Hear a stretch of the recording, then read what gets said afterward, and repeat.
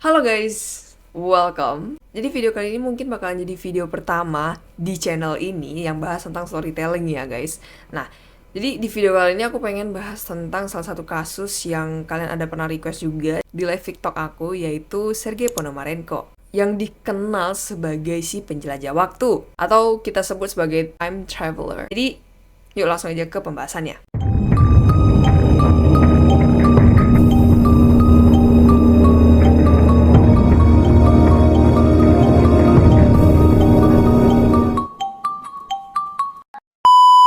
Pada hari itu tanggal 23 April 2006, polisi itu lagi patroli keliling kota Kiev, ibu kota Ukraina. Dan waktu polisi lagi patroli, dia ngelihat ada seorang pria yang kayak linglung mencari alamat gitu guys. Tapi pakaiannya itu pakaian vintage, pakaian-pakaian zaman 40 atau 50-an gitu.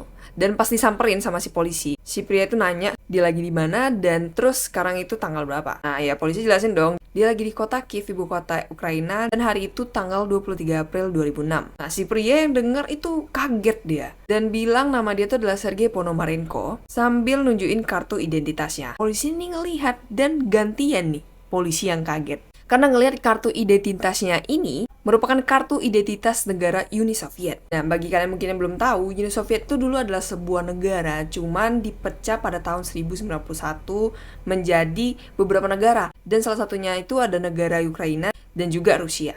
Nah, kenapa polisi kaget nih? Karena ketika dia ngelihat kartu identitasnya Sergei ini, itu menunjukkan bahwa dia tuh lahir pada tahun 1932. Kalau dihitung-hitung, dia pada tahun 2006 itu harusnya udah 70 tahunan.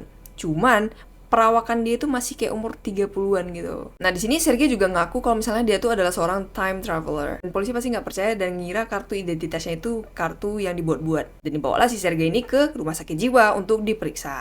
Yang pada saat itu ditangani sama profesor yang bernama Pablo Kutrikov. Dan pas dicek, hasilnya ternyata dia tuh normal. Nggak ada gangguan jiwa atau gimana. Dan juga si Sergei ini ngaku kalau misalnya dia itu umurnya 25 tahun. Dan dia bilang sebelumnya nih, sebelum dia lompat ke 2006, dia tuh lagi jalan sama tunangannya di sebuah kota. Terus nggak sengaja ngelihat ada kayak piringan UFO itu terbang ke langit. Terus dia ngejar.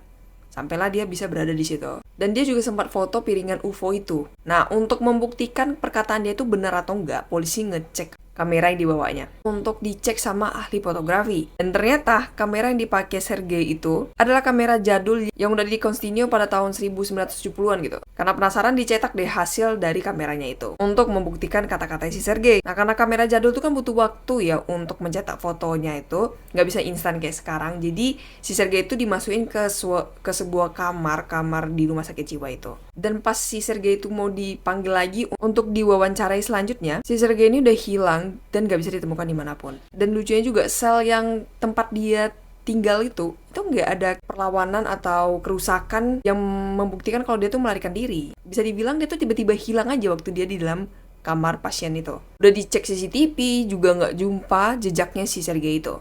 Jadi disimpulin sama mereka kalau misalnya si Sergei ini udah balik lagi ke masa lalu. Cuman ya kasusnya itu jadi gantung gitu. Si polisi pun gak tinggal diam dan coba untuk cari tahu tentang tunangan yang dibilang sama si Sergei, yaitu Valentina Kolesh. Dan ternyata Valentina ini tuh beneran ada, tapi udah tua guys, umurnya tuh sekitaran 74 tahun. Dan ketika didatangin dan diwawancari sama polisi, si Valentina itu dia gak kaget, dia udah biasa karena si Sergei ini pernah ngomong sama dia kalau misalnya suatu saat polisi tuh bakalan cari dia dan cari tahu juga tentang si Sergei ini. Dan ternyata itu beneran terjadi. Dia nunjukin juga foto dia sama si Sergei. Dan bener aja, fotonya tuh persis sama foto yang dicetak di kamera si Sergei itu. Dan ada juga foto lain yang dikasih sama Sergei tentang kota Kiev yang sama persis sama kayak yang di tahun 2006. Dan juga ada foto pada tahun 2050, jadi dijadiin perbandingan gitu. Dan di tahun 2050 ini tunjukin banyak banget gedung-gedung tinggi di foto tersebut. Nah, Sergei juga bilang sama Valentina kalau misalnya di masa depan itu akan ada inovasi yang bernama oven atau microwave yang cuman butuh beberapa menit untuk masak makanan. Dan bener aja ternyata memang beneran ada microwave sekarang kan. Nah, pasti hal yang kayak gini bakalan nimbulin pro dan kontra ya kan guys. Nah, yang kontra ini itu tuh kayak cerita ini tuh adalah cerita hoax. Nah, ada salah satu website yang dia bilang kalau misalnya ini tuh cuman sebuah rekayasa atau cerita hayalan yang dibuat-buat sama orang-orang untuk membuktikan bahwa time traveler itu beneran ada. Kenapa nih bisa dibilang hoax? Karena mereka tuh sampai betul-betul detail banget cari tahu, mulai dari kartu identitas, kamera, sampai foto yang Sergei kasih ke Valentina. Nah, di kartu identitasnya ini, orang tuh sampai membandingkan kartu identitasnya punya Sergei sama kartu identitas Uni Soviet yang asli. Nah, di situ juga ada kelihatan perbedaannya dan juga kamera. Oke, memang beneran kamera ini tuh udah discontinue pada tahun 1970-an.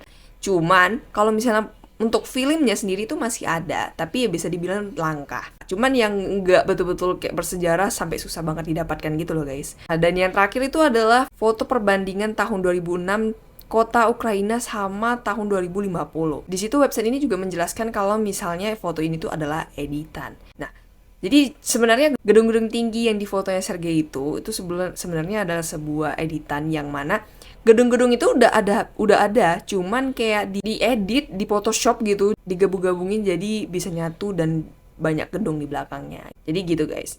Tapi aku pengen tahu nih menurut kalian.